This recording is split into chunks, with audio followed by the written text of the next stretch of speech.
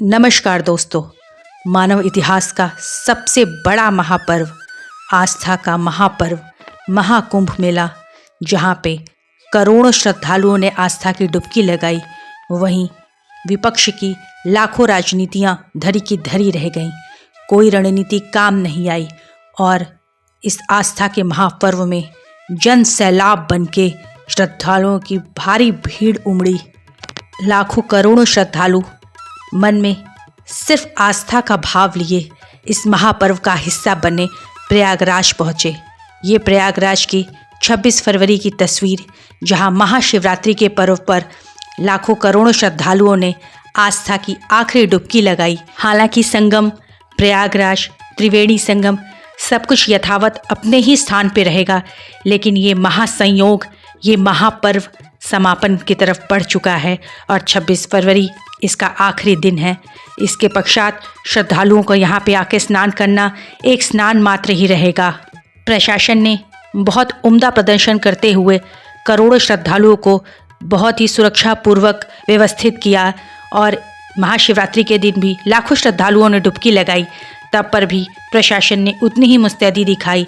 हालांकि अब के बाद से कई चीज़ों के रेटों में काफ़ी गिरावट आएगी। जहां मनमानी रेट्स चल रहे थे, चाहे वो नाव के लिए हो, चाहे वो ऑटो हो, ई रिक्शा हो, अब वहीं पे प्रयागराज में इन चीज़ों के रेट पर काफ़ी बड़ी गिरावट आएगी। जहां 500-500 रुपये तक में भी संगम तक नाव वाले नहीं ले जा रहे थे, अब मात्र 75 रुपये में आपको त्रिवेणी संगम के टापू तक ले जाया जाएगा।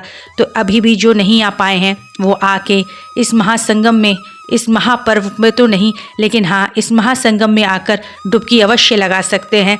प्रयागराज की महिमा कभी भी कम नहीं होनी है। आज शिवरात्रि के दिन जहां लाखों करोड़ों श्रद्धालुओं ने इस महापर्व पे आके महास्नान किया है, वहीं जो नहीं आ पाए हैं उनके दिल में एक खेद रह गया, एक दुख रह गया कि वो इस महापर्व का हिस्सा नहीं बन सके।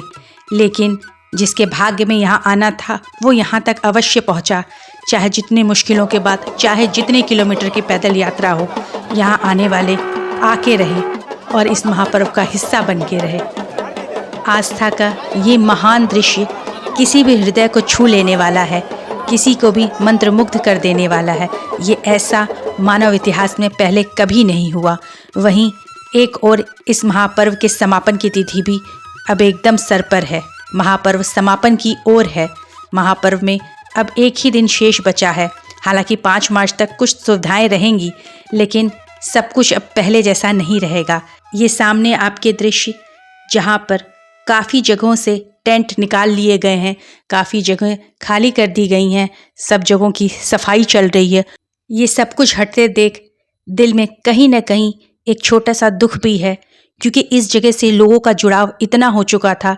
पिछले 1.5 महीने से पूरे तरीके से प्रयागराज पूरे देश पर ही नहीं, विदेशों पर भी छाया था। तो अब इस जगह की ऐसी हालत देखकर, ऐसा वीराना देखकर एक कहीं ना कहीं टीस भी है। लेकिन महापर्व का संयोग जितने दिन का था, ये उतने दिन तक अपने चरम पर चला और मानव इतिहास में ये सबसे बड़े महापर्व के रूप में इसने अपना स्थान प्राप्त किया।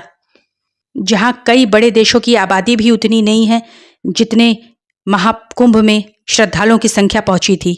इससे ये पता चलता है कि हिंदू धर्म में कितनी एकता है, कितने हिंदू समर्थक हैं, कितने सनातनी हैं।